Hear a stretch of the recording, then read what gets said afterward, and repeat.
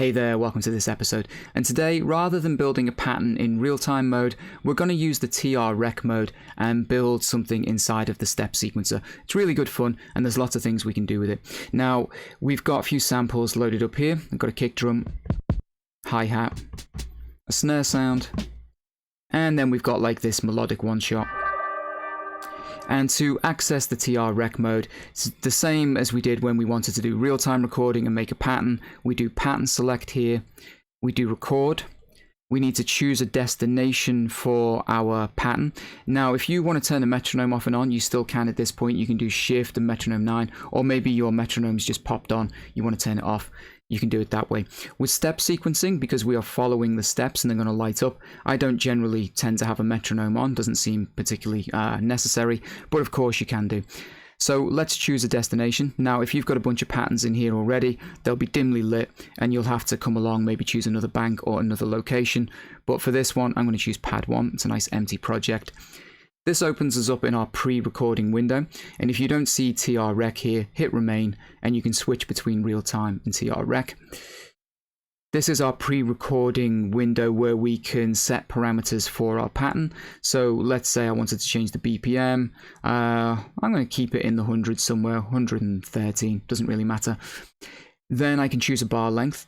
So I can go all the way up to 64 bars, the same as with real-time recording. And I'm going to go back to 2. If I want to put some shuffle and some swing in here, I can do it with this. And a couple of things to talk about here. If you do a small minus amount, and let's say in our step sequence as it comes through here, I want to put my snare drum onto the 5. With a little bit of a minus amount, as I input that sample onto step 5, it's going to place it ever so slightly before the grid. And if we did the same with a small plus amount, it's going to place it just slightly after the grid, that step. It's going to put it just ever so slightly after. Hence why it gives you a shuffling kind of, off the grid kind of feel. What you can do is go to minus and plus 50, which are pretty extreme. And what you need to be aware of, if you do that, we're going to do the same thing again. We have a snare sample. We want to put it on step 5. As I go to do this with a heavy minus amount, you'll notice it actually lights up on pad 4 because we've pushed it so far off of the sequence, off the steps, that it goes to the step before with a minus amount. And of course, it does that in reverse with a plus amount. I would try and put this onto my 5 pad, my 5 step. It's actually going to light up on the 6 step because we're just pushing it so far along that it goes into the next step essentially. So hopefully that makes sense. I'm actually just going to set this back to 0 if we can. Very sensitive, these rotaries sometimes. Then we can do Shift here and access the same menu that we had inside of real-time recording, where I can change my time signature. I'm going to leave it at 4/4, and of course I'm not using a metronome, but if you want to change your volume, you can do it there. So that's our pre-record menu. We are now ready to go.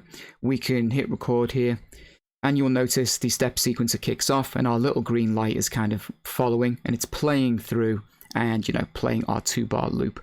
Now the first thing disappears after the first bar. Of course, you're going to want to be able to see your second bar to input your samples. So we use the push and enter encoder here, rotate it once to the right, and we'll get to our second bar. And of course, that's going to change depending on how long you've, set your bar length for. You'll also notice we get some other parameters here to change before we input our samples, which is nice.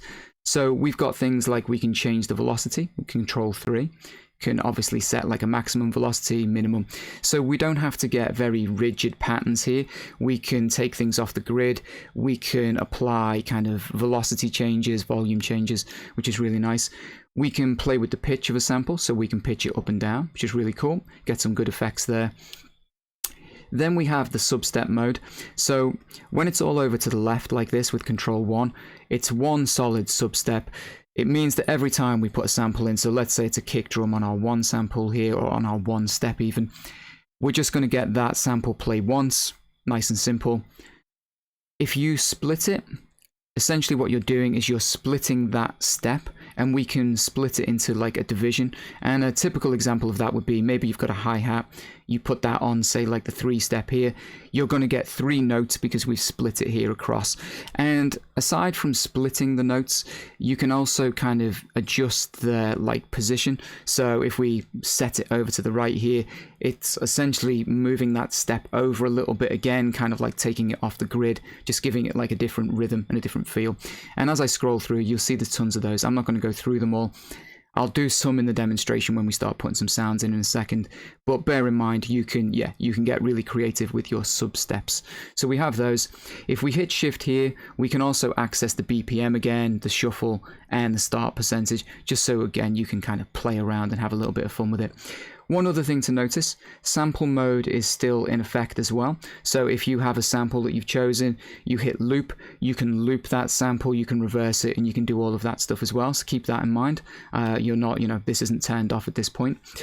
So in order to get some samples in, start building a very basic pattern, we need to use the sub pad here. Press our sub pad, and whatever sample we have selected is going to be flashing, which is useful.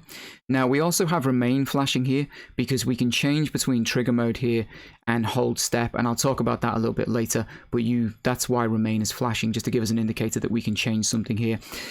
Now if we wanted to change to our hi-hats, you'll notice they are now flashing, but we're going to stick with the kick drum to begin with. Let's do that, and we'll go back to bar 1. And I'm just going to keep everything as it is. I'm just going to input a kick drum on the 1 here, and the same on bar 2. You'll hear that start to come around. Let's go back to pattern 1. So let's say I want to add another kick drum here. I'm going to put it on pad 2, but I want to make a change. So you have to make any of your parameter changes before you input the sample. So let's say we wanted to make the second kick drum a little bit quieter. You can change the velocity and put it in here on step 2. So we get a change there in our volume. If you want to remove a step, it's as simple as just pressing it. Remove a sample out of your sequence. You can do that. I'm going to put that back, and I'm just going to kind of follow the same thing here. I'm going to put it onto bar 2 the same. Let's put one more kick drum in. I'm going to put the velocity back up a little bit, and I'm going to put that on the 9. We'll just do something really, really basic.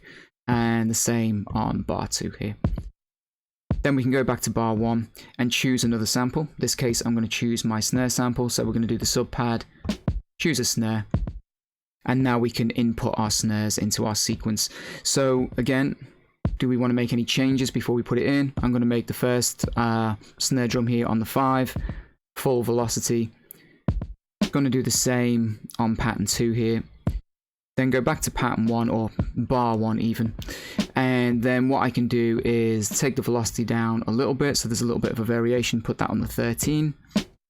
Go back to bar 2 again, and I'm just going to put this snare in a different position just to kind of switch it up a little bit.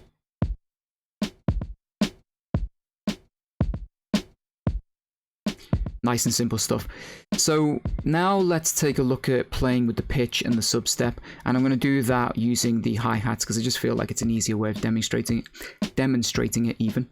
Let's do sub pad here and choose our hi-hats. And now when we input these, let's add some variation to them. So the first thing I want to play around with is the pitch. I'm going to set the velocity back to 127, and I'm going to put a hi-hat here.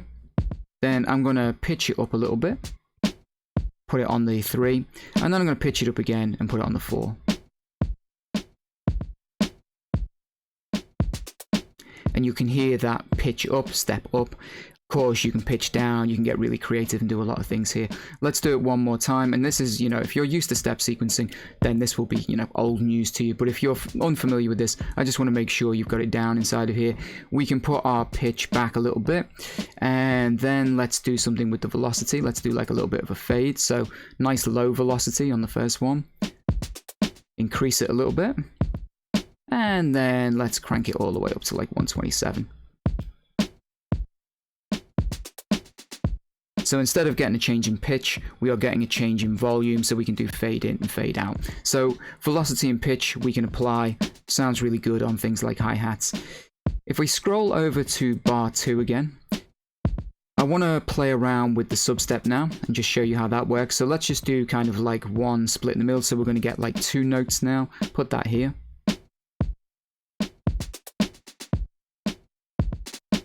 And you'll hear that we got a very quick little double hi-hat note there, or like a roll even.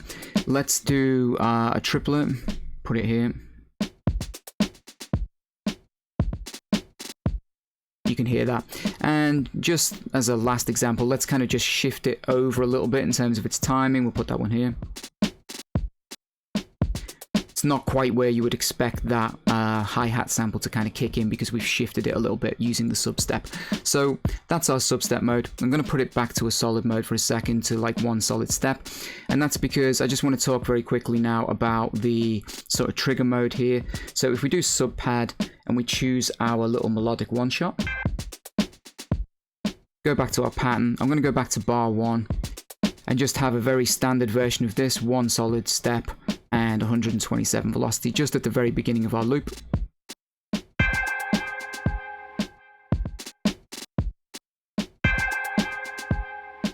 Now that's playing through. Let's do it again here, but what I want to play with is the trigger mode. And essentially, in trigger mode, we can fire it through. If we press gate, you'll notice you get just like a little short note. So again, your sample mode is coming into play. We can adjust it like that. But if we do sub pad again, and we do remain, and we change this into hold step, you'll hear. So now we can change our parameter. So it's still kind of doing like we had in our previous mode, in trigger mode. But as I adjust this now, I can change the length of how long that sample is going to play for. Now I'm going to take it back out and put it back in.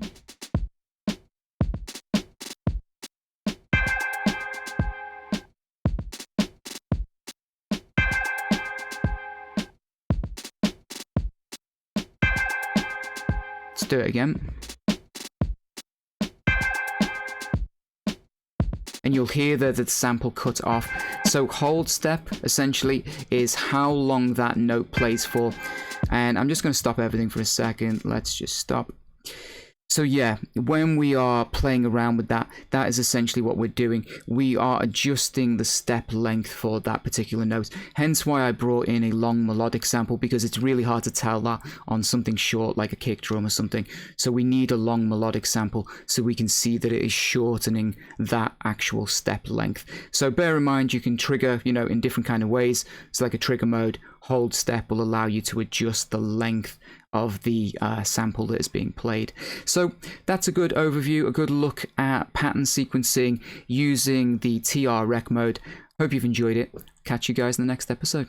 Take care.